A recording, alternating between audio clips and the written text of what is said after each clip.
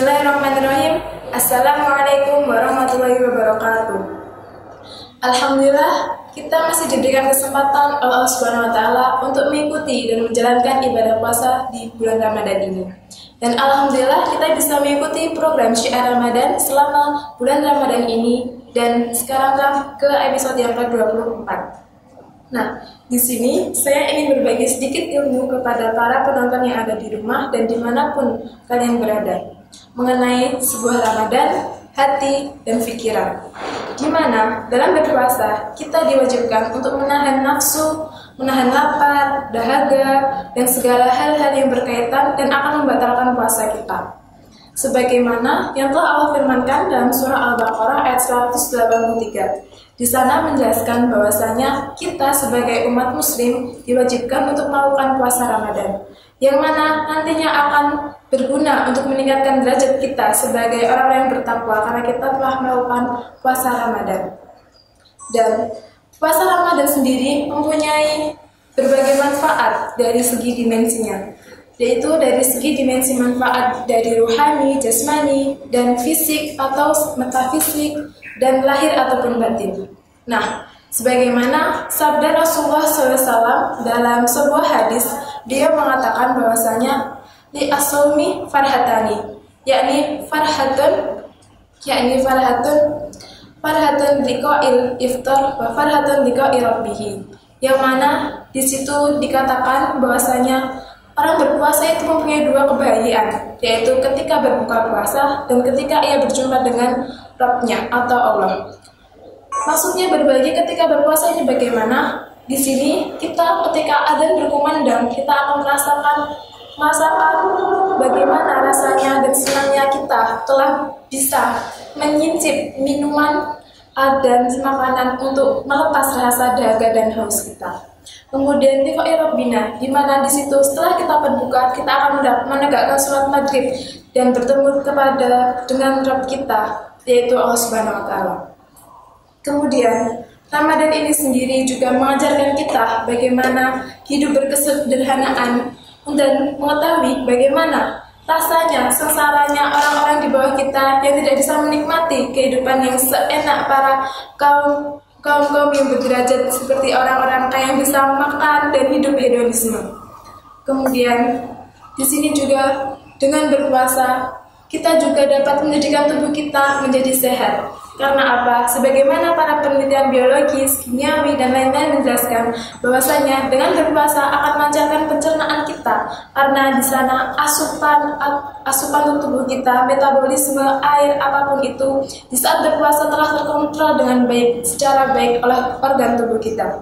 Karena sebagaimana yang telah dijelaskan bahwasanya tubuh kita itu membutuhkan suatu kadar porsi asupan untuk tubuh yang cukup untuk menjadikan pencernaan serta organ tubuh menjadi lebih baik lagi dan lebih sehat.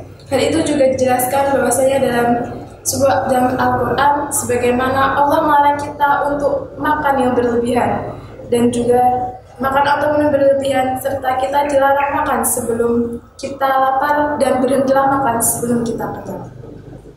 Selain itu, dalam Al-Quran juga dijelaskan ada dua kata yang berhubungan dengan puasa, yakni kata saum dan kata siam, di mana dua kata ini mempunyai makna yang berbeda.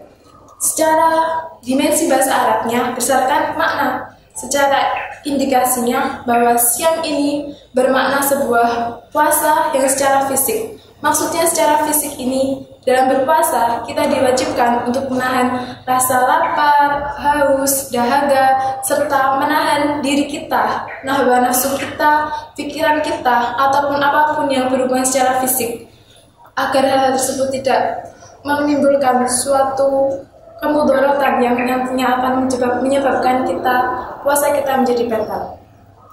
Kemudian di situ juga dapat menjadikan kita untuk lebih mengetahui bagaimana mengontrol diri yang baik itu dari diri kita sendiri ataupun adanya gangguan dari luar. Kemudian yang kedua ini makna saum, di mana hal ini bermakna lahir batin. Maksudnya lahir batin ini hampir sama dengan cara mengontrol pikiran serta hawa nafsu kita. Tapi ini lebih menekankan bahwasanya dengan adanya som ini kita tahu bagaimana rasanya tentramnya hati kita ketika menjalankan ibadah puasa di bulan Ramadan ini. Maksudnya di sini, mungkin ini sudah menjadi adat atau tradisi di mana orang-orang itu sering melakukan penggibahan.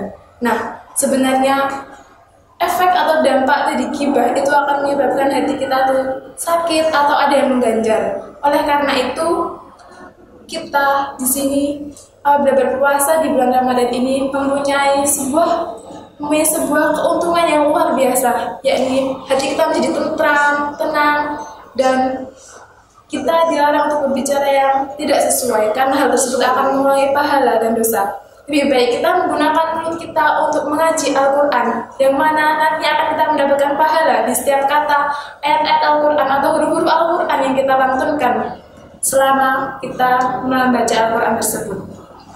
Dan kemudian Allah juga berfirman dalam kalamnya bahwasanya Allah akan melipat gandakan pahala untuk orang-orang yang membaca Al-Quran per hurufnya, bukan per ayatnya, namun per hurufnya.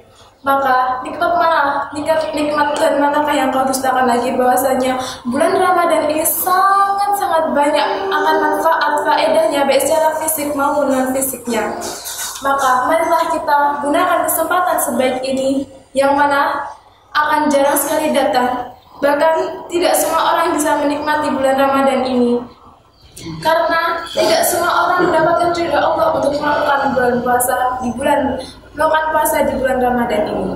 Kemudian selain manfaat yang tadi saya jelaskan, ada juga manfaat yang secara fisik kita bisa nikmati selama berpuasa di bulan Ramadan ini, yakni dengan berpuasa kita juga dapat merasakan sebuah manfaat, yakni kalau kata para ilmuwan ini, manfaat dari puasa Ramadan ini berbeda dengan manfaat dari puasa-puasa sunnah, yaitu kita akan merasa lebih awet muda.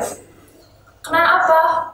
Karena ada sebuah unsur yang dimana itu menjadikan kita lebih menjadi tenang, dan puasa itu menjadikan sebuah kebahagiaan yang mana nanti apabila hati kita bahagia, pikiran kita tenang, pasti kita akan merasa tidak ada beban atau dapat dikatakan kita bisa enjoy dalam menjalani kehidupan sehari-hari. Dan selain itu, sebuah kesempatan berpuasa ini juga sebuah nikmat yang paling ditunggu dan paling dilayakkan oleh semua umat muslim, karena akan banyaknya manfaat dan pahalanya di dalamnya serta keberkahannya yang Allah berikan, di mana pada bulan puasa itu juga merupakan sebuah malam, terdapat sebuah malam yakni malam Lailatul Qadar, serta di bulan Ramadan itu juga diturunkan kitab kita yakni Al-Quran yang sebagaimana kita gunakan sebagai pedoman berkehidupan sehari-hari. Mungkin hanya itu yang dapat saya sampaikan, kurang dan lebihnya saya mohon maaf. Nun wal qalam mimma yasturun, fastabiqul khairat. Wassalamualaikum warahmatullahi wabarakatuh.